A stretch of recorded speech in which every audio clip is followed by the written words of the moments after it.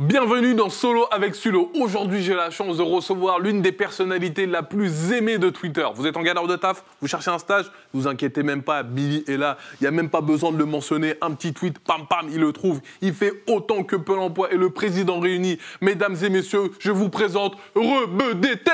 Il y a surtout l'affaire avec Damso qui t'a mis en lumière sur... Ouais. En fait, avant Damso, j'avais ma petite vie de tweetos, on va dire, je l'ai toujours, mais je devais être quoi, à 20 000 abonnés, tu sais, en racontant juste mes péripéties. J'étais surveillant dans un collège, juste pendant un mois. Bon, normalement, ça aurait dû être prolongé, mais j'étais viré à cause de mes conneries. Et justement, c'est parce que je racontais ma vie de surveillant, je faisais des défis avec les élèves, tout ça et tout. Mais normalement, j'avais pas trop droit de faire ça et j'avais quoi, 20 000 abonnés. Et depuis qu'il y a eu le leak avec Damso, en fait, j'ai leaké son album. Enfin non, je l'ai pas leaké. Attention, là, tu commences à avouer, là. Ouais. non, je l'ai pas leaké. Bref, il s'est retrouvé sur Internet. Et c'est là où Damso s'est pris... Tu l'as partagé, toi? Tu l'as partagé? J'ai relayé le fait que c'était... Mais il y a beaucoup de gens qui écrivent au coup de com'. Non, franchement, j'aurais kiffé parce que moi, j'avais vraiment l'impression, en fait. J'avais la pression, j'avais la boule au ventre parce que je sais que Damso, malgré que ce soit un rappeur et tout, je sais qu'il a vraiment des gars, il a une équipe sombre, tu vois, sur... Ouais, voilà. Bon. Ce tweet-là, je l'ai vu dans le train parce que, tu sais, je suis pas trop... Quand je suis dehors, je suis pas trop sur mon téléphone, en fait. Je vis vraiment ma vie, quoi. Et mon pote, il m'a dit, ouais, Damso vient de faire un tweet et il est chaud de ouf. Et je me dis, non, c'est quoi encore? Parce qu'il avait déjà fait 2-3 tweets avant, et là, je vois, je sais déjà qui va mourir à la fin. Je te cache pas, j'ai appelé ma mère. Ça met la pression, ça met la pression. Bon, là que j'ai appelé ma mère. Et je l'ai appelée, je lui ai dit, bon, j'espère que j'aurai pas de problème et tout. Je lui ai dit que je l'aimais. Là, on voit la surprise qu'il t'avait mis quand tu disais que tu voulais te battre dans Paris. Ouais, voilà, en fait, je faisais des tweets tout seul. Et lui, il pouvait venir et il pouvait répondre normal, en fait. Ah ouais. Tu l'as rencontré ou pas encore? Non, pas encore. J'aurais pu, mais... Et vous êtes parlé un petit peu en privé? Qu'est-ce que vous êtes dit? Lui, je pense pas. En fait, c'était sur son compte, mais je crois que c'était son beatmaker. Ok. Sa manageuse aussi. Ok. Non, après, sa manageuse, c'était vraiment pour me fumer, mais son beatmaker, il m'a dit, tranquille, comment ça, comment ça pour te fumer? Au début, tu sais, c'était très houleux comme situation. Et parce que, bon, un album, il y a du temps, il y a de la préparation de ouf. Si l'album leak, surtout que là, c'était pas une semaine avant, c'était un peu plus, c'était environ 10-11 jours, je crois, si je me rappelle bien. Et ça fait perdre des ventes considérables. Ça veut dire elle était vraiment... Fallait m'attaquer, bref. Et finalement, vu le buzz que ça a eu sur Twitter, et malgré le fait que je n'avais que 20 000 abonnés, les gens se sont pris au jeu de ouf. Il y en a plein qui connaissaient pas Damso à l'époque, parce qu'il avait sorti que son premier album, Batterie Faible. Bon, Booba l'avait déjà mis en lumière et tout, mais il y en avait plein qui connaissaient pas quand même. Et il m'a envoyé des DM grâce à ton clash et tout, je viens de découvrir, il est grave lourd, j'aime bien ses sons. Et je pense que Damso, en voyant ça, tu vois, il s'est dit... Il a pigé. Hein? Il a pigé le truc. Il a pigé le truc. Et il s'est dit, en fait, finalement, c'est tranquille, ça se passe bien, en fait. Genre, il y a plein de gens qui réagissent. T'avais raf aussi, hein. Tu dormais mal la nuit à vous. Oh, j'avais raf de ouf. Je te jure, mais je t'ai dit, j'ai appelé ma mère. C'est là que t'as commencé la muscule. Ah? C'est là que t'as commencé la muscule. Ouais, franchement, je me dis, demain matin, t'étais au workout. Direct.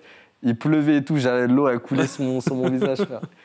Aujourd'hui, moi, j'ai kiffé voir il y a 2-3 semaines te voir en photo pour une marque qui ressort un survêtement. Ouais. Tu peux nous expliquer un peu l'histoire? Ouais, c'était pour Decathlon. Ah, Billy. Ah, je vais rougir, là. Non, c'était pour Decathlon. Je connaissais bien le CM, en fait. Je le connais depuis 2 ans, je dirais. Et justement, lorsqu'ils avaient voulu le ressortir, tu sais, c'était sous les tweets de Camino TV, donc c'est un format lifestyle pour les jeunes, etc. Et ils ont mis... Big up à eux, Camino. Ouais, gros big up aux frérots de Camino TV. Et justement, j'avais juste tweeté que j'en voulais un, mais même si je devais acheter, je voulais l'acheter. Et c'est là où le CM qui s'appelle Yann, du coup, il sait que, il a vu que j'étais déter pour en avoir un, il m'a contacté et il m'a dit carrément, viens shooter pour le truc. Mais après, moi, tu vois, je suis ni mannequin, ni... T'es raf, hein, t'es arrivé avec ton corps. Ah ouais. Ah, je travaille avec les bras. C'est ça, je voulais aider à porter des cartons et tout, mais c'était pas ça le but, tu vois. Du coup, j'ai passé une journée avec eux à Lille, sur le campus, sur le site Monde de Decathlon qui est là-bas. Et voilà, j'ai découvert l'équipe, j'ai shooté avec eux, on a passé une journée, on a mangé ensemble. Et je suis rentré chez moi le soir vers 20h, c'était cool. C'est lourd, t'as fait ton premier shooting. Ouais. T'as commencé par des tweets, tu finis mannequin, c'est quand même un délire. Non, je suis pas mannequin, frère. Oui, t'es mannequin, frère. Non, t'as pas vu les grosses jambes que j'ai sur le shooting, ma tête et tout.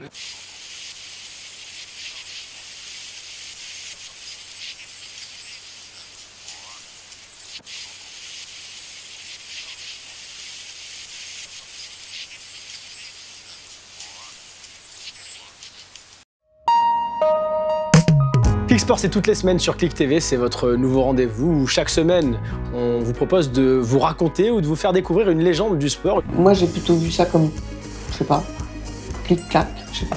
Et nous voilà en compagnie de notre invité toute la semaine, Kobalade. Bienvenue, c'est ta première télé? Eh bah bienvenue, c'est chez nous, chez Click. Clic-clac. Moi, c'est la première interview que j'ai faite, c'est avec toi. On était avec mon groupe, je me rappelle encore de l'image, on était dans le studio, ils ont mis la lumière rouge, je sais pas pourquoi j'ai cette image-là, je m'en rappelle. Ouais. T'es le premier à y répondre sur notre chaîne. C'est quoi ta définition d'une clique? C'est un groupe de potes avec qui on restera pas toute la vie. Pourquoi pas toute la vie? Parce que sinon c'est une famille. Je pense qu'on se rencontrera un de ces jours. À bientôt, James, et bon courage. Oh, that's incredible. That's sweet. You know, it's just like you, he never talks. Bienvenue pour la première de Parle-moi. Dans Parle-moi, on va parler littérature, mais pas de livre, puisqu'il paraît qu'aujourd'hui on ne lit plus. Donc à défaut d'un livre, on va parler d'une page. Chaque semaine, on va recevoir des gens qu'on trouve inspirants, qui vont venir partager leur expérience sur un sujet qui touche tout le monde. Et la première qui arrive, c'est la confiance en soi. Et ça se voit, on est au top. Que suis-je? Je suis chinois. J'ai des cheveux un peu bizarres. Je suis un peu chelou, d'une façon générale, je suis chelou. Mais j'ai un talent de ouf. Je suis Bounaïmin et j'arrive sur Click TV.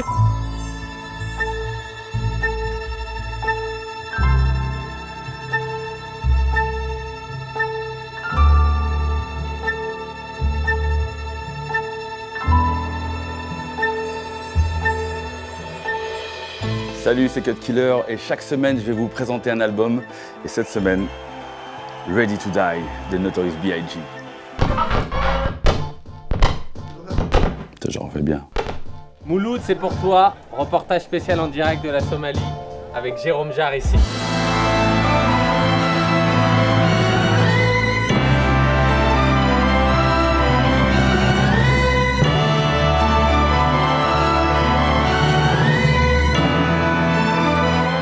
Là exactement, on est en direct de Cox's Bazar au Bangladesh, plus précisément dans le camp des Rohingyas, pour faire quelques jours en immersion à la rencontre de ces peuples. Moi, j'avais un rêve et j'ai été jusqu'au bout de ce rêve et j'espère que vous aussi, vous aurez des rêves et vous irez jusqu'au bout. Donc on touche ce bois là. Que t'as touché quand t'étais petit. Ouais, j'ai touché.